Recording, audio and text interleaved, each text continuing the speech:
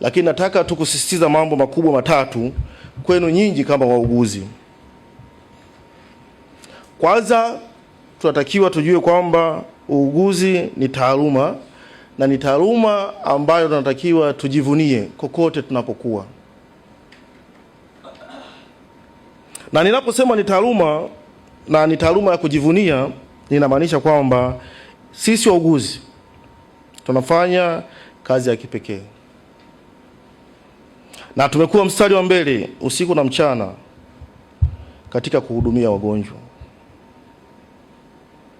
Tumekuwa sehemu ya kupunguza maumivu na kurejesha matumaini, na mara nyingi tumekuwa sauti ya mgonjwa asiyeweza kuzungumza. Hii ni heshima kubwa sana kwa muuguzi. Lakini haya hatuyafanyi peke yetu sisi, na wala uuguzi hauko katika kisiwa kwamba uko peke yake. Uuguzi unafanya kazi pamoja na taaluma zingine kama vile udaktari, wafamasia, watu wa maabara, physiotherapy na kada zingine ambazo tuko nazo katika mazingira yetu ya kila siku. Kwa wito wangu ni kwamba ni muhimu tukatekeleza wajibu wetu. Na hapa napenda sasa nimkoti Dr. Delila amesema kwamba kila mtu ni kiongozi kwa nafasi yake aliyopo. Sasa unakuwaje kiongozi? Cha msingi ni kutambua wajibu wako katika eneo uliloaminiwa kukasimiwa pale. Na hili nimelisema mara nyingi sana, tunakuwa tunafanya vitu vinaitwa business as usual. Tunaenda kazini asubuhi, jioni tunarudi majumbani kwetu. Lakini wangapi ambao wamekuwa na utaratibu wa kujiuliza kwamba ameweza kutekeleza majukumu yake kwa kiasi gani? Kwa bila kuweza kujiuliza maswali kama hayo, inawezekana ukawa unakwenda kila siku, kila wiki na kila mwezi, lakini ukashindwa kukua katika taaluma yako husika. Kwa tunaomba tuweze kuitambua thamani ya taaluma yetu ya uuguzi na tujivunie kuwa wauguzi. Lakini namba 2, tuendelee kuboresha ubora wa huduma. Tuweze kuongeza thamani ya huduma ambazo tunazitoa kwa wagonjwa. Wenzetu waliofanya presentation hapa ni moja ya mifano hai ya kwamba jinsi gani wanaongeza thamani katika huduma ambazo wanawatolea wagonjwa wetu.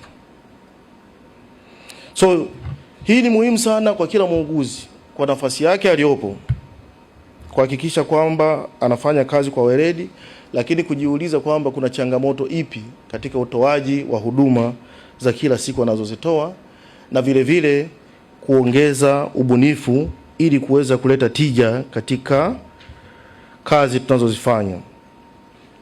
Tuendelee kujifunza, tuendelee kufanya tafiti na kutumia ushahidi kwa maana ya evidence based practice ili huduma zetu ziwe bora zaidi kila siku tunapozitoa. La 3 ambalo ningependa kuwasisitiza wauguzi wenzangu ni kuimarisha mshikamano wetu kama wauguzi. Tunajua kwamba chama cha wauguzi Tanzania kwa maana ya TANA ndio chama ambacho kinasimamia na kulinda maslahi ya taaluma yetu. Vile vile kuendeleza ustawi wa wauguzi na kushiriki kikamilifu kama maamuzi ya sera za afya nchini. Kwa sisi ni viongozi katika nafasi tulizoaminiwa. Inawezekana kama kiongozi kwa maana ya kwamba wewe ni kiongozi katika medical ward. Hakikisha kwamba hiyo medical ward inatoa huduma ambayo inakubalika na inathaminiwa na wale wanaoitumia hiyo huduma.